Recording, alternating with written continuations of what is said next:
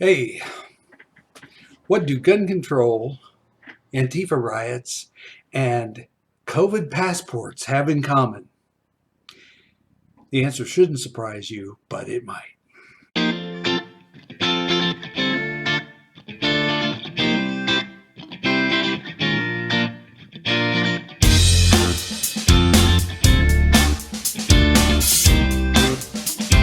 Yes, I'm back. And things are getting scary out there. I mean, seriously scary. You've got El Presidente scratch and sniff out there signing executive orders and gun control executive orders today. But he's also promoting the COVID passports. And this should be really scary on a number of levels. Because, seriously, the last time I've seen this kind of a combination of government interference and just bogus stuff was in the history books during the Weimar Republic, during the final days of the Weimar Republic. Excuse me. And that seriously concerns me. What road are we really going down? I would say it's not a good one. So let's break it down. It's all about control. None of this is about public safety. He's not making the public safer. He's not interested in making the public safer. The interest is in making the public more dependent upon the government. And they're going to use whatever means they need to do it. That's what the whole COVID thing was about. The whole COVID virus was created in an effort to get rid of Boris Johnson and Donald Trump. Well, they managed to get rid of Donald Trump. Boris Johnson is still hanging on by his fingernails. The problem is that now they're trying to consolidate everything. That's why they're all bent out of shape over Georgia changing their election law. If Georgia had had free and fair elections this last go round, Donald Trump would still be president of the United States. But, we're disenfranchising illegal immigrants and particularly dead people because they're the ones that overwhelmingly voted for Biden. So, gun control is just another item on the list. They know what the Second Amendment is for. Second Amendment was to prevent a tyrannical government from taking power in the United States. As long as your citizens are armed, a tyrannical government doesn't really have a chance, in spite of what they might tell you. An armed electorate is the best defense against tyranny. Well, guess what? Some fella named Adolf Hitler figured this out years and years ago, too. And what was one of the first things he did? Oh, yeah, disarm the population. Isn't that amazing that that's what they're trying to do here?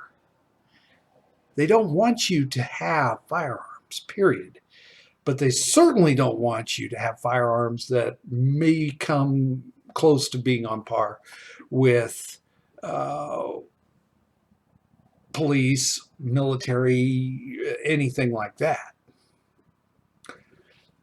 I mean, that's just over the top. We don't want people to be able to defend themselves. We want them totally dependent on government.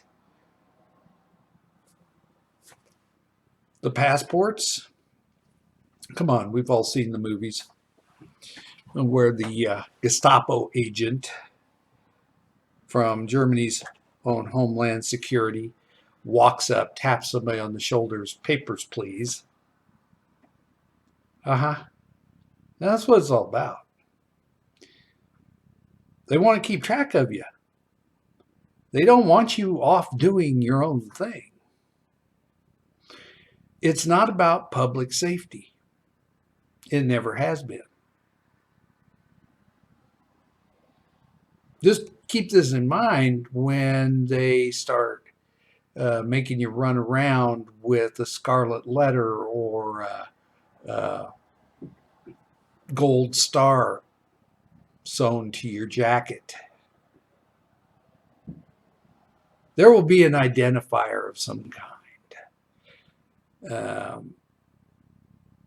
to separate free thinkers and freedom lovers from the sheep. And the Antifa riots, hey, that just adds more fear to the fire. And that's what it's all about, keeping people scared enough that they'll go along with the program. Now, I've got this all broken down much more in much more detail than what I'm getting to today.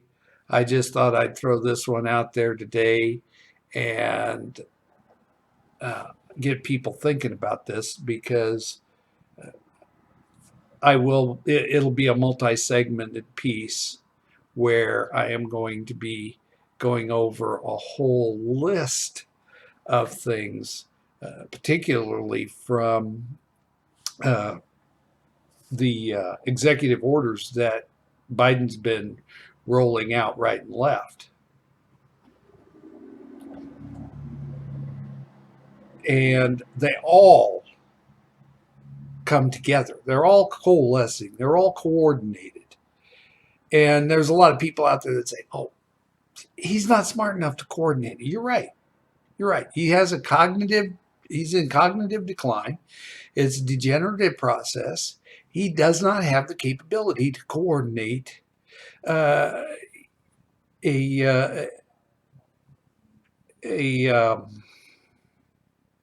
dynamic model. He can't do it. It's beyond his abilities at this point.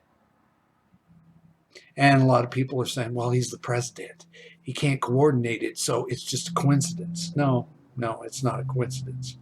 There are people behind this particular president pulling the strings. You got to remember, Biden is not the man in power. He's not the main power behind the throne, or whatever you want to call it. He's not running the regime. He is a puppet. Someone else is running the regime. He's just a quisling who is able to sign. And as long as he can sign papers, they're all good with it. That is why this dynamic is taking place. That is how this dynamic is being coordinated. It's not being coordinated by him. He doesn't have the capability of it. He doesn't have the wherewithal of it. Harris couldn't do it. Harris is another one who is doing what she's told. And in that manner, power will eventually pass to her. So who's behind it? I don't know. I do not know who's behind it. But I do know how it's all come together.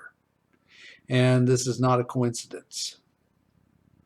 It's being planned this way. The gun control issue, yeah, they're going to try to take your guns because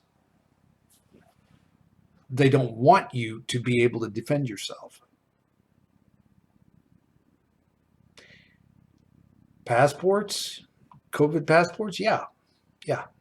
You're going to have it's the start of having papers for everything. Yeah, you're going to have to be able to pull out your little booklet and open it up for inspection from some kind of Homeland Security agent. It will be just out roaming the streets looking for individuals who look like they might be a little shady. They might be, thinking about freedom, liberty, uh, that kind of thing. Hate to have those people around when you're trying to get started going down a rather tyrannical, totalitarian, socialist mold. Keep in mind, socialism does not work in a democracy. If you're wondering why they want to go with totalitarianism, that's it. Socialism is not functional in a democracy. If people have free will, then some guy sitting in an office can't tell them what they're going to buy. That can only take place under a totalitarian regime where they say, oh, no, you can't have a car, or you can't live in this kind of a house, or no, no, no, no, no. The government is determined that you don't need that. So if you're wondering why we're going down this road, that's part of it right there. And I will get finished putting this all together. Right now I'm doing some research on it and making sure that all my little ducks line up. There's a lot of basically my interpretation involved in this, because it's how I'm reading this and seeing how all this stuff lines up. I am not alone in how I feel about how these things are coalescing. There is a small group of people out there who are kind of on the same page I am. And the more I look at the evidence, the more I think I am totally right in my hypothesis. By the way, when I do scientific method, I do it the old-fashioned way. I form a hypothesis, I test it, I collect data to make sure it's correct or not, and at the end of the day, I will go through the data, examine the data, and decide whether or not my hypothesis was correct. Not the Democrats' current model where I make a decision on something and I search for data that supports my decision, and the hypothesis never even comes into play. Just a lot of pressure on anybody who shows me data that's not consistent with my conclusion. That's the democratic scientific method. Until next time, hope we're still around then.